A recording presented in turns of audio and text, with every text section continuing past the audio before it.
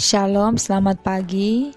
Video ini berisi tentang pembahasan materi beserta latihan-latihan soal Bupena 5B, tema 4, subtema 2, pembelajaran 1 sampai dengan 3.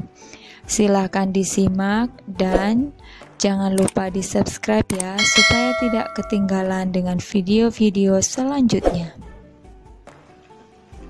Subtema 2, gangguan kesehatan pada organ peredaran darah. Pembelajaran 1, muatan bahasa Indonesia KD 3.6 dan 4.6. Isi atau makna dan amanat pantun.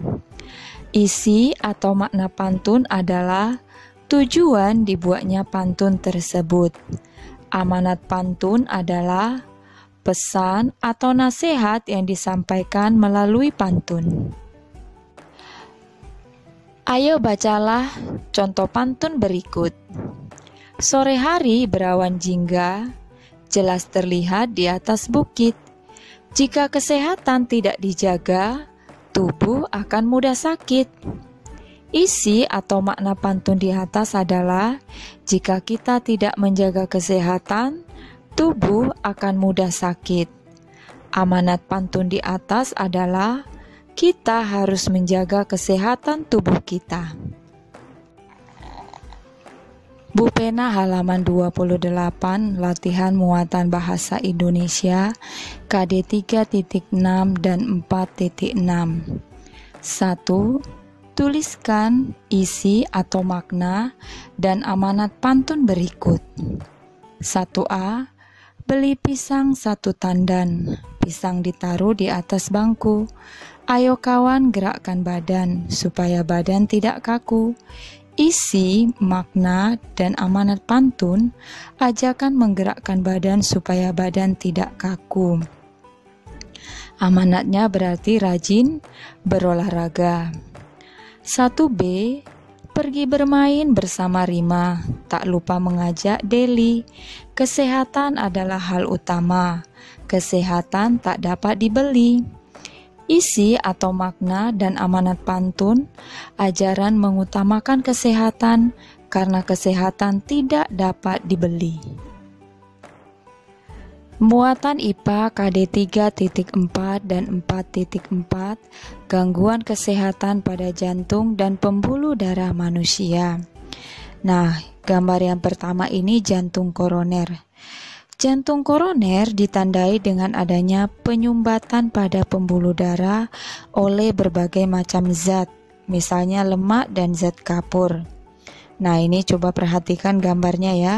Pembuluh darah pada jantung yang tersumbat.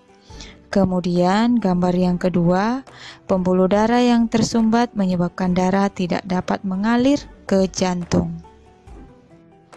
Gambar yang di sampingnya adalah varises. Varises ditandai dengan munculnya benjolan pada kulit berwarna keunguan. Hal itu disebabkan oleh adanya gangguan atau hambatan pada pembuluh darah vena dalam mengalirkan darah. Selain adanya benjolan, varises ditandai dengan gejala pegal-pegal, rasa panas dan perih, serta lelah di bagian tungkai. Bupena halaman 29, latihan muatan IPA KD 3.4 dan 4.4. Pertanyaan nomor 1. Apa penyebab dan gejala jantung koroner? Jawabannya, jantung koroner disebabkan penyumbatan pada pembuluh darah oleh berbagai macam zat, misalnya lemak dan zat kapur. Gejala yang ditimbulkan oleh penyakit ini antara lain sesak nafas, nyeri pada bagian tertentu, dan cepat lelah. 2. Apa penyebab dan gejala varises? Jawabannya, varises disebabkan oleh adanya gangguan atau hambatan pada pembuluh darah vena dalam mengalirkan darah. Gejala yang ditimbulkan oleh penyakit ini antara lain munculnya benjolan pada kulit berwarna keunguan, pegal-pegal, rasa panas dan perih, serta lelah di bagian tungkai. 3. Apa perbedaan antara hipertensi dan hipotensi? Jawabannya, hipertensi merupakan kondisi ketika tekanan darah di dalam pembuluh arteri meningkat. Sementara hipotensi atau tekanan darah rendah merupakan kondisi ketika tekanan darah di dalam pembuluh arteri menurun, yaitu lebih rendah dari 90/60 mmHg. Pembelajaran 2, Muatan Bahasa Indonesia KD 3.6 dan 4.6. Perbedaan pantun dan syair. Berikut ciri-ciri pantun dan syair. Pantun terdiri dari 4 baris. Syair terdiri dari 4 baris. Pantun bersajak A, B, A, B. Syair bersajak A, A, A, A. Tiap baris pada pantun terdiri dari 8 sampai 12 suku kata. Tiap baris pada syair terdiri dari 8 sampai 12 suku kata. Pada pantun, isi terdapat pada baris ketiga dan keempat. Pada syair, semua baris merupakan isi. Ayo perhatikan contoh berikut. Nah, ini ada contohnya pantun dan syair. Contoh yang pertama, pantun. Tinggi kokoh berdiri gagah, tumbuh besar si pohon jati. Lebih baik kita mencegah daripada kita mengobati.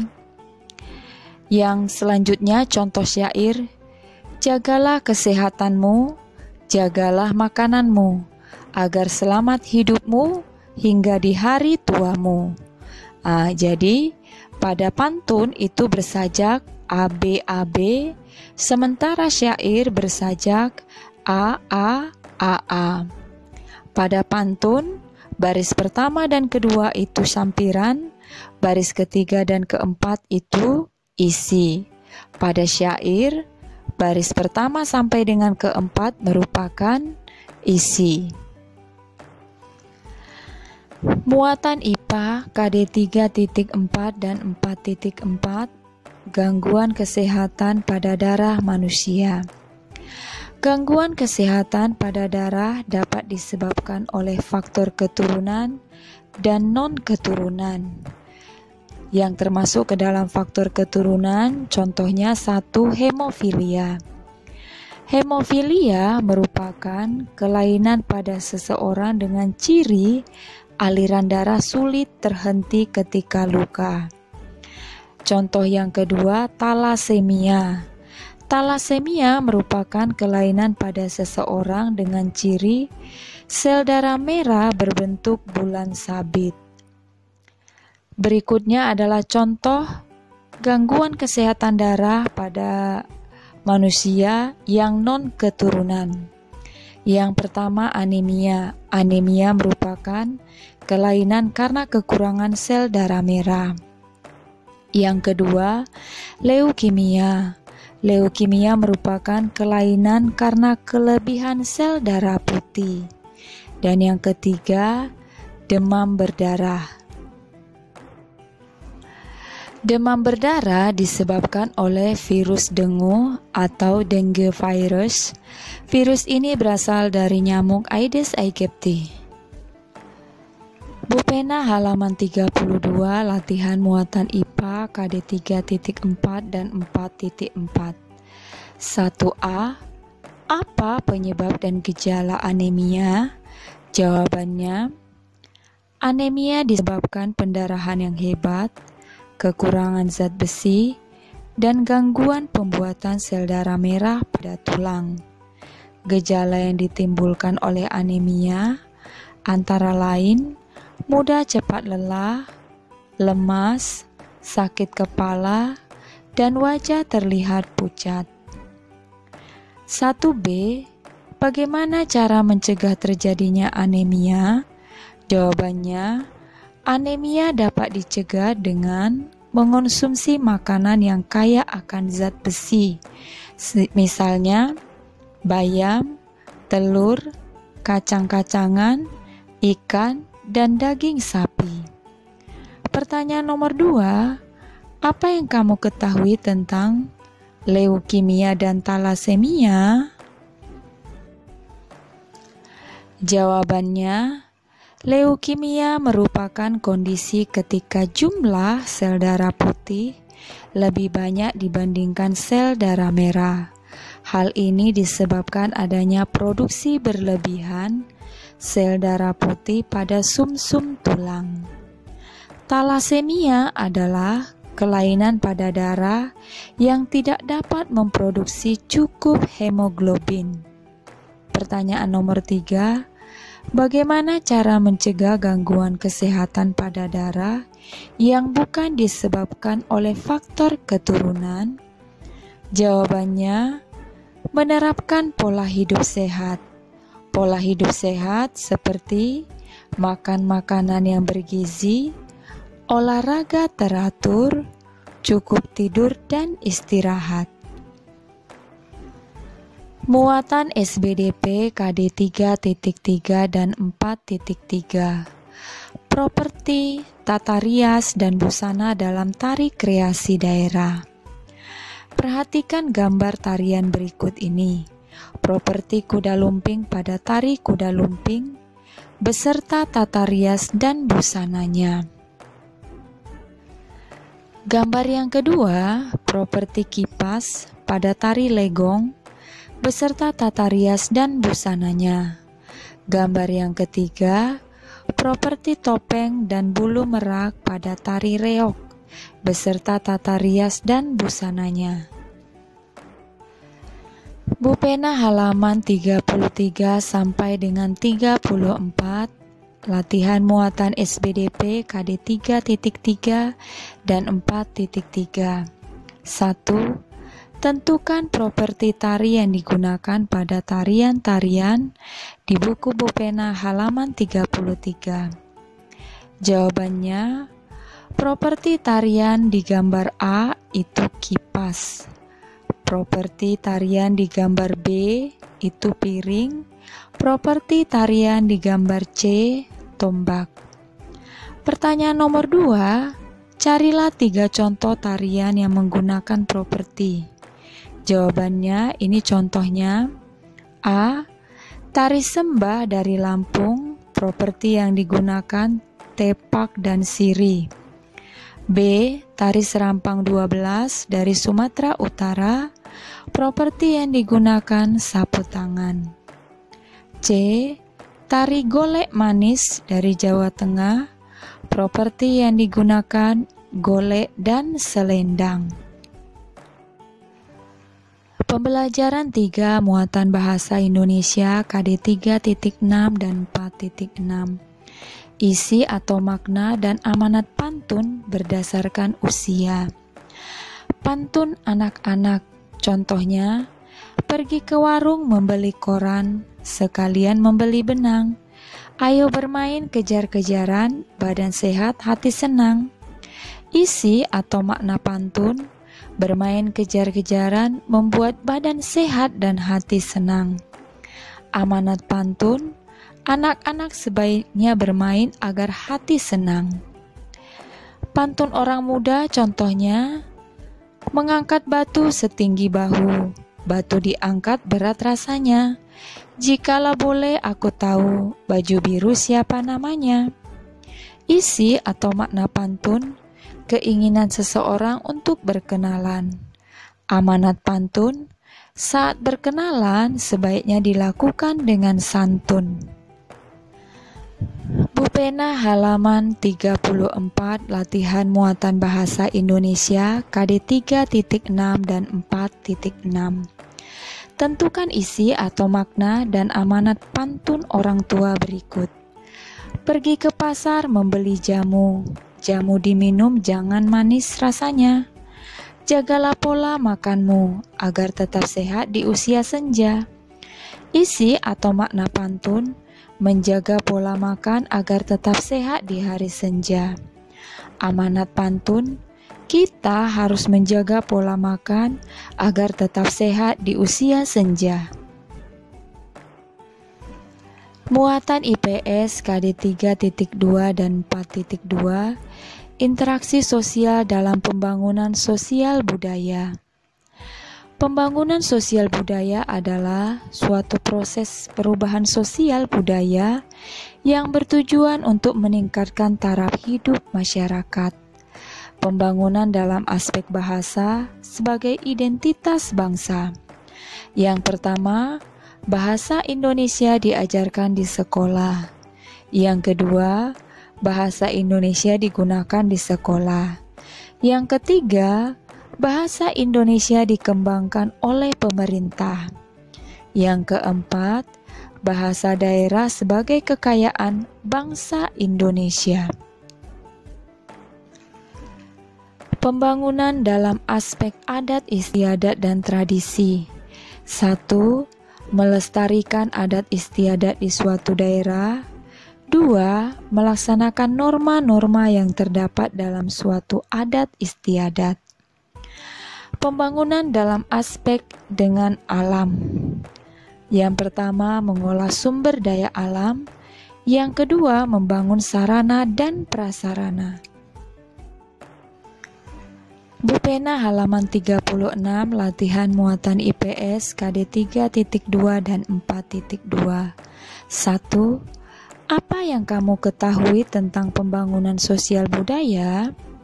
Jawabannya, pembangunan sosial budaya adalah suatu proses perubahan sosial budaya yang bertujuan untuk meningkatkan taraf hidup masyarakat. 2. Apa yang dapat dilakukan seorang siswa untuk mendukung pembangunan sosial budaya dalam aspek bahasa? Jawabannya, mempelajari dan menggunakan bahasa Indonesia di sekolah. 3. Apa yang dapat dilakukan masyarakat agar pembangunan sosial budaya berkaitan dengan alam dapat berjalan dengan baik? Jawabannya, melestarikan alam. Muatan PPKN KD 3.2 dan 4.2, tanggung jawab sebagai masyarakat dalam pengambilan keputusan. Pengambilan keputusan bersama dalam masyarakat Indonesia biasanya dilakukan dengan cara musyawarah untuk mencapai mufakat. Namun, jika kata sepakat tidak tercapai melalui musyawarah, dapat dilakukan pemungutan suara atau voting. Bupena halaman 37, latihan muatan PPKN KD 3.2 dan 4.2. 1. Apa yang dilakukan jika musyawarah tidak mencapai mufakat? Jawabannya, dilakukan pemungutan suara atau voting. 2. Tuliskan 3 contoh kegiatan yang memerlukan pengambilan keputusan bersama di lingkungan masyarakat. Jawabannya, memilih ketua RT atau RW, menentukan jadwal kerja bakti dan ronda atau siskamling di lingkungan, serta menentukan acara pada HUT Kemerdekaan RI. 3. Apa tanggung jawab warga masyarakat? Jawabannya, saling menghormati dengan tetangga, menjaga kebersihan dan keamanan, menolong tetangga yang kesulitan. 4. Apa tanggung jawabmu dalam bermusyawarah? Jawabannya, 1. Bergotong royong menyiapkan tempat musyawarah. 2. Mengamati jalannya pengambilan keputusan. 3. Membantu menyiapkan makanan dan minuman dalam kegiatan musyawarah. Sekian saja pembahasan hari ini. Shalom.